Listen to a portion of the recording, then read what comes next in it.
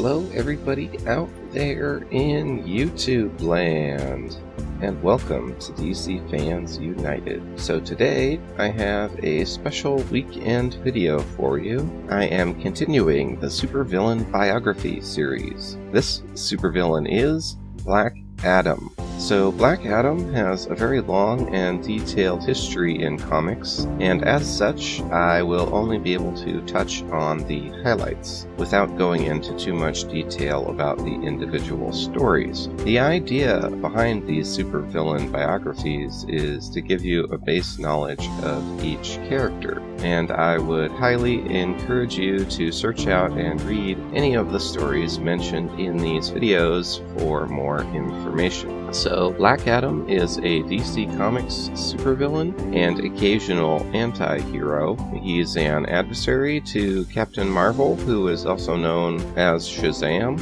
and Black Adam wears a costume almost identical to Captain Marvel's, except it is black instead of scarlet, and he doesn't use a cape. So, Black Adam was created by Otto Binder and C.C. Beck in 1945 as a one-shot villain for the first issue of Fawcett Comics, the Marvel Family comic book. However, Black Adam was revived as a recurring character after DC Comics first licensed and then acquired the Fawcett characters and began publishing Marvel Family stories under the Shazam title in the 1970s. So, as originally depicted, Black Adam was a corrupted ancient Egyptian predecessor of Captain Marvel, and he fought his way to modern times to challenge the hero and the other members of the Marvel family. So the original version of Black Adam appeared only once during Fawcett's initial publication run of Captain Marvel comics, and that was in the Marvel Family #1. In that, Black Adam is an ancient Egyptian named Teth-Adam, who is chosen by the wizard Shazam to be his successor due to his presumed moral purity. When Teth-Adam says the magic word Shazam, he is transformed into a superpowered being, possessing the same powers that Captain Marvel would later be granted. However, Black Adam is soon corrupted by the vastness of his powers. Originally, the wizard Shazam granted Black Adam powers derived from ancient Greco-Roman deities. Later in the series, however, it was changed to ancient Egyptian deities. Deciding that he should rule the world, Black Adam overthrows and kills the pharaoh and assumes the Egyptian throne.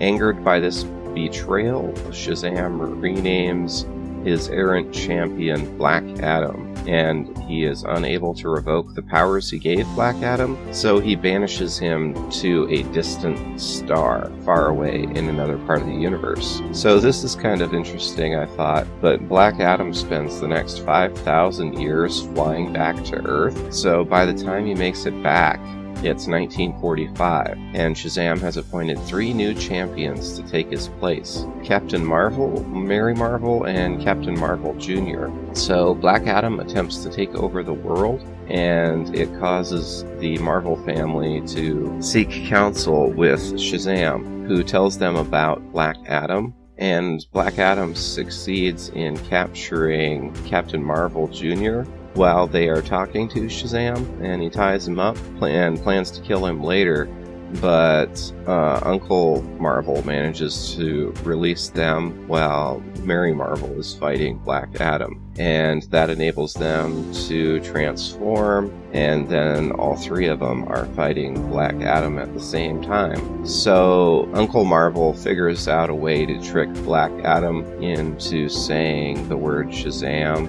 and then he transforms back into his human self, and 5,000 years of aging catch up to him with an instant, and on top of that, Captain Marvel knocks him out seconds after he transforms, so he dies and becomes a skeleton. And later on, Dr. Sivana uses his resurrection machine and brings Black Adam back. While Black Adam was defeated in the same story he debuted, he comes back nearly 30 years later by Dr. Sivana's resurrection machine in DC Comics Shazam revival of the Marvel family characters. He then destroys the machine so he can't be sent back. And according to Shazam number 28, Black Adam gets his powers from Shu, Persif, Aman, Zuti, Anpu, and Methu. Those are Egyptian gods. And those give him stamina, strength, power, wisdom, speed, and courage. So after that, Black Adam appears in all new Collector's Edition C58 and tries to destroy both Superman and Captain Marvel. And then later, Black Adam joins Mr. Mind's final pre-crisis version of the Monster Society of Evil and stages an assault on the Rock of Eternity. And I mentioned that in my other supervillain profile, the last one I did, which was on Mr. Mind. So, moving on, Black Adam's origin is revised for the 1987 miniseries Shazam: The New Beginning. In this timeline, Adam was not banished far out into the universe by Shazam, but instead to another dimension. So, and also another thing that's different is the need for Captain Marvel to oppose him is made an integral reason for why Billy Batson is recruited by Shazam. So then Black Adam is again reintroduced into the DC Universe in The Power of Shazam graphic novel by Jerry Ordway in 1994. In this again revised origin, Teth-Adam is the son of the ancient Egyptian pharaoh Ramesses II and impresses one of the high priests, who is the wizard Shazam, with his good deeds. So the wizard gives Teth-Adam the power to become the superhero Mighty Atom by speaking the name Shazam. He does not draw powers from Shazam due to the demoness Blaze making a deal with the Egyptian god Set. So Mighty Atom serves as Egypt's champion for many centuries, but becomes corrupted by the charms of a mysterious woman revealed to be Shazam's evil daughter, Blaze, in disguise. So although Adam appears during the Power of Shazam ongoing series, this is his first year of publication as a villain. Towards the end of the series run, Adam returns and announces that Black Adam and Teth-Adam are separate personalities. Black Adam stands trial for the murder of the Batsons and is acquitted when it is revealed that his fingerprints do not match those of Teth-Adam's. Claiming to be free of Theo's influence, again, repentant Black Adam requests membership in the Justice Society and is granted a probationary membership in JSA number 21 from 2002. So Geoff Johns and David Goyer used this story arc to slightly alter Black Adam's origin. The hero now hails from the fictional North African country of Kondak instead of Egypt, although he serves for the Egyptian prince Khafu, who is later reincarnated as JSA member Hawkman. The character Blaze is also completely removed from the origin story, and Adam's rage is described as having resulted from the conquering of Kondak and the murder of his wife and children at the hands of a magically powered supervillain named Acton. So in JSA Black Rain, in JSA number 45 from 2003, Black Adam and his teammate Atom Smasher both defect from the Justice Society, and during the next few issues, Adam forms his own organization which administers justice the way Adam wants it. So his roster is pretty cool. It includes a mix of heroes and villains, including Atom Smasher and Brainwave, who is possessed by Mr. Mind. So late in 2003, the publication of the JSA Hawkman story arc titled Black Rain came out, and it was written by Geoff Johns, and it features Black Adam and his militia's hostile takeover of Kondak and that's a pretty cool story. So in Infinite Crisis, Black Adam is heavily featured in that in DC's 2005 Infinite Crisis event. He is primarily in the Villains United miniseries as a member of the Secret Society of Villains, which he only joins to protect his home country. And concurrently in the JSA, Atom Smasher leaves Black Adam to join the JSA, and Black Adam kills another one of the supervillains, Psycho Pirate. And I have a supervillain biography for Psycho Pirate, and I will have a link for that in the description box. So, Black Adam appears as a featured character in DC's weekly 52 comic book, and he is depicted as a violent protector of the nation of Kondak. Adam kills several supervillains in public and on TV to demonstrate his views. As a result, he is distrusted by the superhuman community. Now, in this story arc called World War III, Black Adam attacks the neighboring inter-gang associated nation of Baila in search of death. Strict with grief over the death of his family, Adam proceeds to exterminate the entire 2 million citizens of Baila in his hunt for his target. Upon confronting his family's killer, the enraged Black Adam battles a greatly enhanced Death who has been feeding upon the slaughter of Baila's population. Despite his enhanced strength, Death is defeated by Black Adam by a barrage of mystic lightning. Enraged to the point of madness, Black Adam launched a week-long attack against the heroes of the world, referred to afterwards as World War III.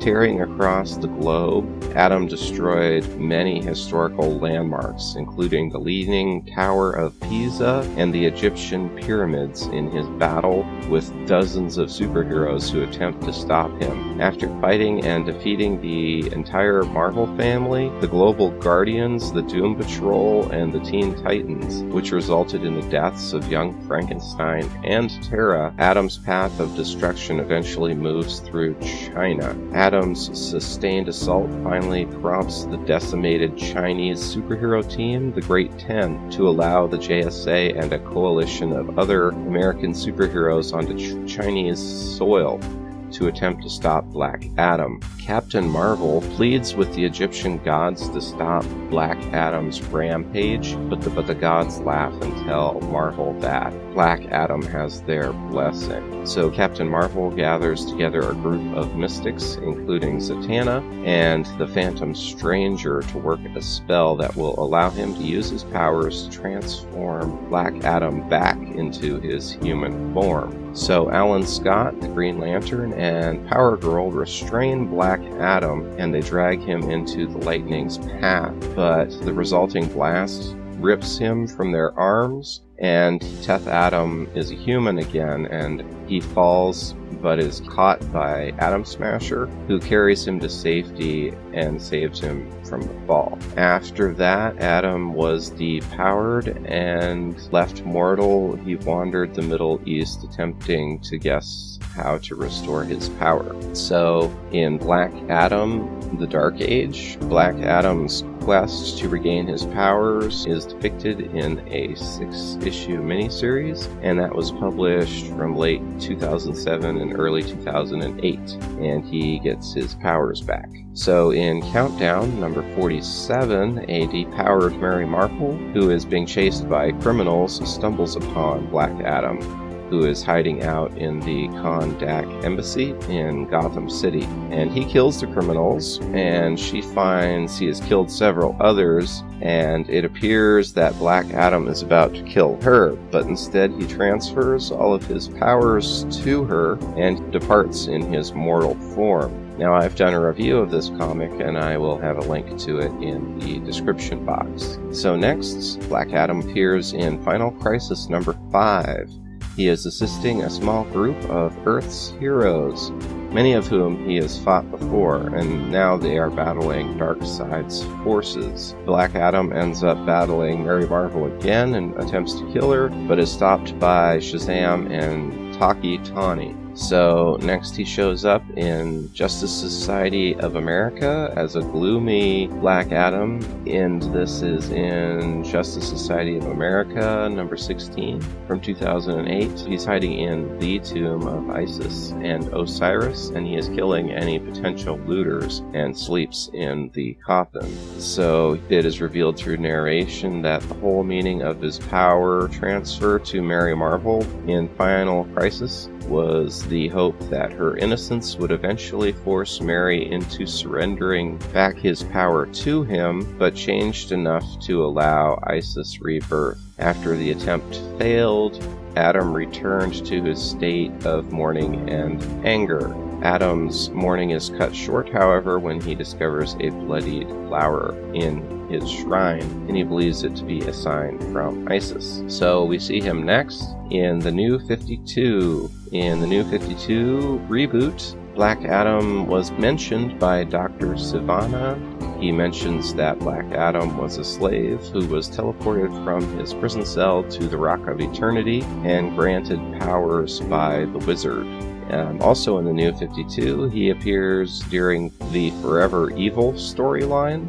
Revolutionaries in Kahndaq use an ancient scroll to attempt to revive Black Adam so that he will become their champion once again and save them from their oppressive ruler. So a man named Amon begins to read the ancient spell, but before he can complete it, the military attacks them. He is injured and has his sister complete the spell, and that revives Black Adam. He proceeds to defeat the military forces and kills Kahndaq's ruler. Acting as Kahndaq's protector again, Black Adam sees a message from the crime syndicate that says the world is ours, and he becomes angry and says the world belongs to no one. So finally, also in the New 52, Future's End, which is an alternate future, Black Adam was imprisoned within the Phantom Zone by Superman, and Ray Palmer, Amethyst, and Frankenstein travel through the Phantom Zone, and their ship is forced to its normal size and reveals itself to the Dimension's occupants, including Black Adam. So he attacks the ship and rips off Frankenstein's arm, but the three of them manage to escape from the Phantom Zone. When Ray Palmer becomes the new leader of Stormwatch, he frees Black Adam from the Phantom Zone and promises to take him back to Earth to help fight off Brainiac's robots. Black Adam makes it safely to Earth with the rest of the new Stormwatch and fights against Father Time's forces. So that's all for Black Adam in the comics. He has had some TV appearances. Black Adam appeared in the Shazam portion of the Kids Superpower Hour with Shazam episode Black Adam's Return, and he was voiced by Lou Scheimer. The character is briefly mentioned by his alter ego's name, Teth-Adam, during a flashback in the Ancient History episode of Justice League Unlimited. Black Adam also appears in Batman, Brave and the Bold in the episode called The Power of Shazam, and he is voiced by John DeMago. Black Adam's name is mentioned in the Smallville episode Isis, and Black Adam appears in the Young Justice episode Revelation, as he is seen as a member of the Injustice League. And Black Adam appears in Justice League Action in the episode entitled Shazam Slam, voiced by Gary Cole. Lastly, Black Adam appears in an animated film entitled Superman Shazam, The Return of Black Adam, and he was voiced by Arnold Vosloo. Alright, that's all for now. As always, thanks for watching. If you aren't subscribed, please subscribe. It helps me out a great deal. And thank you for being a part of DC Fans United. End of line.